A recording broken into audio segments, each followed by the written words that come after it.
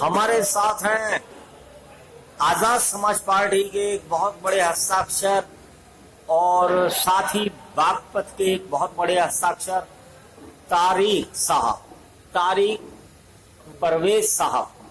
तारिक परवेज इस समय आप अपनी स्क्रीन पर देख रहे हैं और जिस शख्स को आप अपनी स्क्रीन पर देख रहे हैं, ये शख्स न सिर्फ एक मुसलमान है, न सिर्फ एक हिंदुस्तानी है, बल्कि हिंदुस्तान के संविधान का एक बहुत बड़ा ज्ञाता है, बहुत बड़ा जानकार है।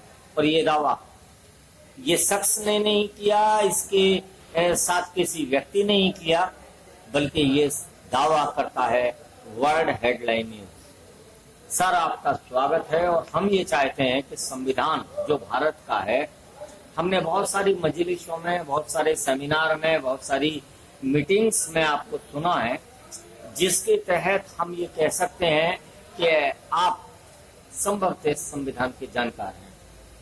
इस भारत का संविधान जिसके तहत ये पूरा देश चलता है, पूरी सरकारें चलती हैं, मैं जानना चाहता हूँ सबसे पहले कि ये संविधान कैसा है। लेकिन उससे पहले मैं चाहता हूँ लाउडली आप बोलें और हिंदुस्तान को बताएं कि आप कौन हैं। सबसे पहले तो आपका बहुत बहुत धन्यवाद मैं करता हूं कि आपने अपने चैनल के माध्यम से मुझे अपनी बात रखने का अवसर दिया।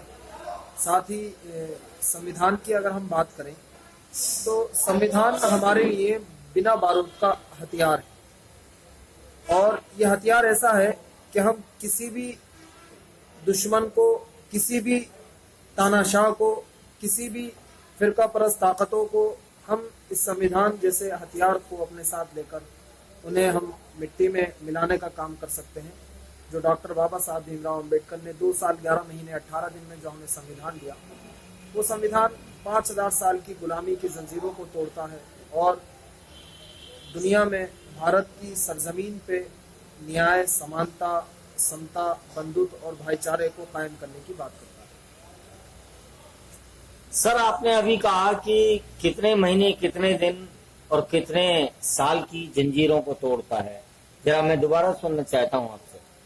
देखिए, इस देश में 11 साल कितने बोले? 1947 से पहले जो वर्ण व्यवस्था कायम थी, जिसमें शूद्रों को गुलाम बना के रखा जाता था, जी जी, उस व्यवस्था की अगर हम बात करें और हमें ज्ञान से और जो पुस्तकों से जो हमें ज्ञान मिला है, उससे उसकी अवधि जो मापी गई है वो 5000 साल मानी गई है। सर, 5000 साल की गुलामी की जंजीरों को तोड़कर डॉक्टर बाबा साहब भीमराव अंबेडकर ने 2 साल 11 महीने 18 दिन में जो संविधान भारत को 2 साल 11 महीने 18 दिन।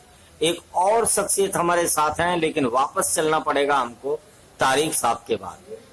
तारिक साहब, 2 साल 12 महीने 11 महीने और शायद 11 दिन 18 दिन, ये एक ऐसा आपने समीकरण पेश कर दिया है कि ये तमाम जो डिबेट है, तमाम जो हमारा आपसे बातचीत का सिलसिला है, ये बहुत अहम हो गया है।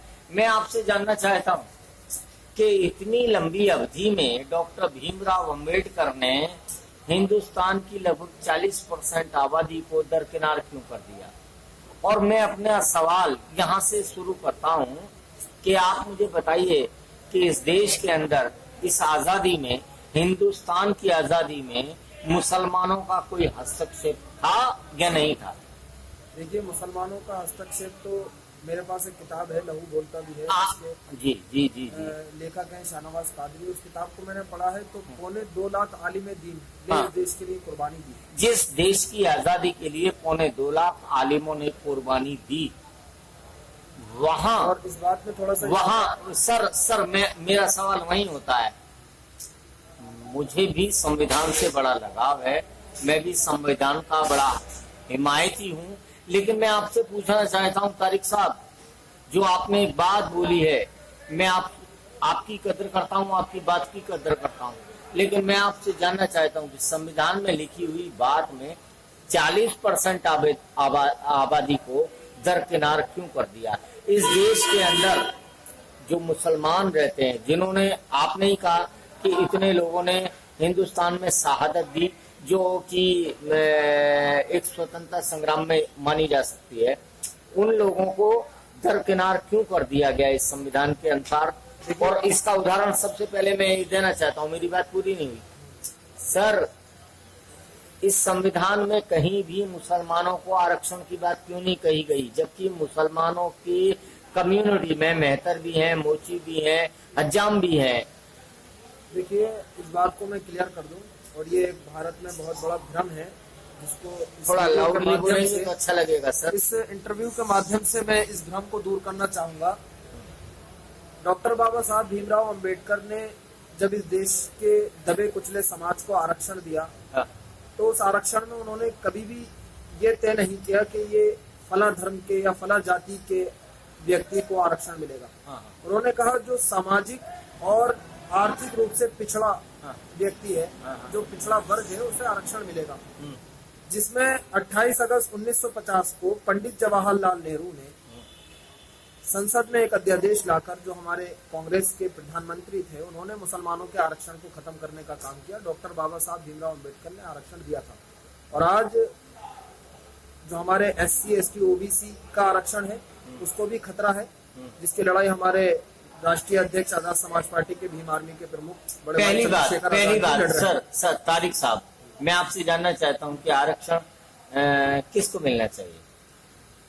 देखिए, आरक्षण मैंने जैसा कि शुरू में कहा कि जो 5000 साल से जो समाज गुलामी का शिकार होता आ रहा है, वो आरक्षण का हकदार है। जो और आज भी कौन सा समाज?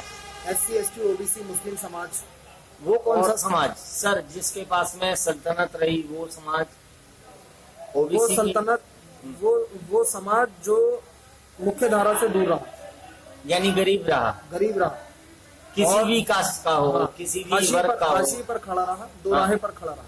अब मैं आपसे एक दूसरा और सवाल एक चीज इसमें और मैं स्पष्ट कर दूं जी, कि जो अगर हम बात करें कि SC ST OBC को एक भ्रम है लोगों में कि SC ST OBC के लोग आरक्षण का लाभ लेते हैं, तो ये बिल्कुल गलत है। जो 15% स्वर्ण जाति के लोग हैं, वो आरक्षण का लाभ तो छोड़िए, वो पैसे की बुनियाद पर बड़ी बड़ी रकमें देकर वो आरक्षण के जो पद हैं, उनको कब्जाने का काम कर रहे हैं। सर मैं यही सवाल आपने बोल दिया तारिक साहब, मैं पूछता हूं कि आरक्षण की बुनियाद पे जो व्यक्ति IAS बन गया या बड़े ओहदे पे पहुंच गया या बहुत बड़ी शख्सियत बन गया, उसके पास करोड़ों की जायदाद है, वो दलित ही रहेगा या कभी स्वर्ण भी बनेगा? देखिए, इस देश के अगर लोकतंत्र के चारों स्तंभों की अगर हम बात करें, चाहे विधायिका की कर लें, कार्यपालिका की कर लें, न्यायपालिका की कर लें या पत्रकारिता की कर लें, जी, इन चारों स्तंभों में आज की तारीख में जो आपने जैसा कि बताया, स्वर्ण जाति के लोग ही वहां पर काबिज हैं, और वहां पर SC ST OBC और मुस्लिम समाज की भागीदारी बहुत कम है, ना सर के बराबर है। सर मैं आपने थोड़ा सा जो सब्जेक्ट है हमारा, वो मेरा ये नहीं था। मैं ये पूछना चाहता हूँ आपसे कि जो सम्मान मिलना चाहिए, जो मदद मिलनी चाहिए, वो किसको मिलनी चाहिए? जातिगत या धर्मगत या परिस्थितिगत? देखिए, मैं बात करूंगा जो हमारा बहुजन समाज है, जो सर मैंने 3 ऑप्शन आपको दिए, जातिगत, धर्मगत या परिस्थितिगत। वही मैं बता रहा हूँ। बहुजन समाज में SC ST, दलित, पिछड़ा और मुस्लिम, ये तीनों बहुजन समाज का एक बहुत बड़ा हिस्सा है, और इन तीनों को मिला के ही एक समूह बनता है जिसको बहुजन समाज कहा जाता है। सर इस मैं बहुजन समाज की आज की दुर्दशा, हाँ। आज की व्यवस्था जो इस देश में चल रही है, हाँ। दुर्दशा इस समाज की ये है कि इनकी भागीदारी बिल्कुल नगण्य नहीं, शून्य है, ना के बराबर। ना के बराबर है, इसलिए आप इन्हें आरक्षण चाहते हैं। बिल्कुल। अब मैं एक बहुत ताजा उदाहरण आपसे पूछता हूँ, डॉक्टर नील इसमें मेरी रतन सर, आपकी पार्टी, आपकी आजाद समाज पार्टी के बहुत बड़े स्तंभ हैं डॉक्टर नील रतन, और इसी जनपद के जहाँ चुनाव हो रहा है वो इसके जिला अधिकारी भी हैं। आपकी निगाह में वो दलित हैं या सवर्ण हैं, या उनको सवर्ण बनाने के लिए क्या कुछ और चाहिए? देखिए, मैं एक चीज बता दूं आपको, अगर कोई व्यक्ति जिसके पूर्वज गुलामी की जिंदगी जीते आ रहे हैं, हाँ, और हाँ। आज वो अपने काबिलियत, अपनी सलाहियत के बल पर हाँ वो एक स्टेज पर पहुंचता है और काबिलियत के दम पर एक मुकाम हासिल करता है, तो हम उससे हम घृणा क्यों करेंगे? हमारे लिए तो बहुत फख्र की बात है कि डॉक्टर BP नील रतन जो है वो एक दबे कुचले समाज से बुलंदशहर के अंदर है एक DM बुलंदशहर, सर तारिक साहब, बुलंदशहर के अंदर एक चौराहा है जिसको खुर्जा अड्डा बोलते हैं, वो चौराया है।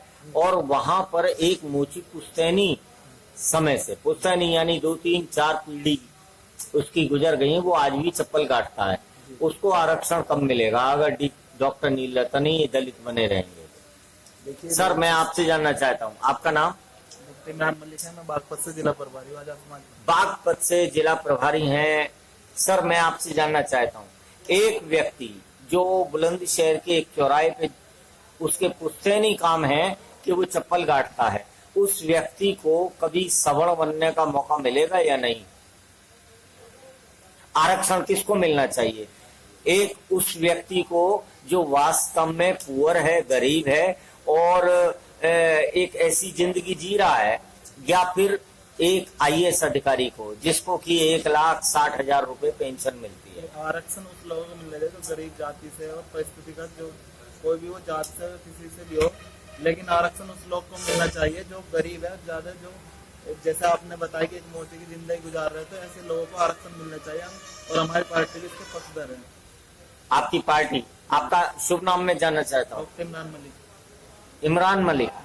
इमरान साहब मैं आपकी बात से कहीं मुतमईन हूँ, लेकिन वापस चलते हैं तारिक साहब के साथ। तारिक साहब, आप इमरान साहब की बात से सहमत हैं?